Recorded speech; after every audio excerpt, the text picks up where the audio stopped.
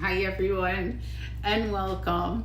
Well, today's question of the day is, how did we get in such a mess with our food and our food industry and what we're supposed to eat and what we're not supposed to eat, and why are people, if we're eating what we're supposed to be eating, why are people dying? Why are we dying of diabetes, cancer, high blood pressure, cardiac disease? What is going on? Well, we got to go back. It really started a long time ago, like in the 1930s. But in 1977, there was this big controversy over, do we eat fat like cholesterol, or is that causing heart disease? All right. So there were all these papers coming out, and none of them were actually causation. Okay, so it says that if you eat this fat, you're going to get a heart attack. No, none of these studies had causation. They only had correlation, some correlation. Correlation is nebulous. Correlation is, okay, so this group of people ate animal fat, and some of these people had heart attacks. But they didn't take into consideration everything else they were doing, like smoking and drinking and God knows what else they were doing. So it all started, it really got bad actually, started badly with Ansel Keys. Ansel Keys was a very mean man. Even his friends called him a mean man. And he was a doctor, and he wanted to make a name for himself. Okay, so he went out and did a study. Some of his studies now would be illegal to do. Like, he took like the psychiatric institutes and fed them certain diets, like a fatty diet versus a low-fat diet and that kind of thing. And guess what?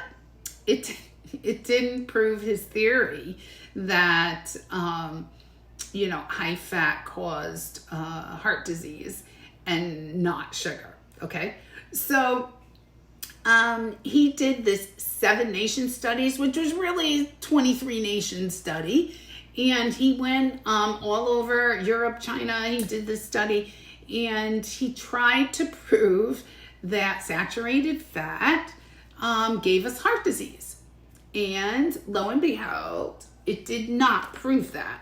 However, there were 7 nations that, if he plotted them along the graph, looked like it came out that they had higher incidences of heart disease. So he cherry-picked his results and presented it, and lo and behold, we have our food pyramid. We became low-fat. He was promoting the vegetables, fruits, seeds, and nuts. And also, Dr. Kellogg was involved with this. He was an avid Seventh-day Adventist and vegetarian. So he was all for this diet. And of course, Kellogg is Kellogg the cereal.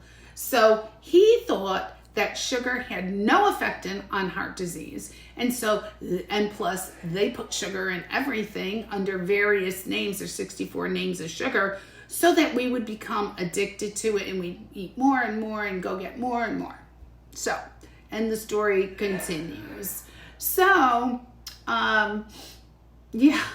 so no one, actually even Dr. Salisbury, he was doing in the 1930s in New York, he was doing studies on helping men who were at war become healthier and reverse any kind of diseases that they had by eating Salisbury steak, right? So, and he was doing a great job at that, and people were reversing their disease processes.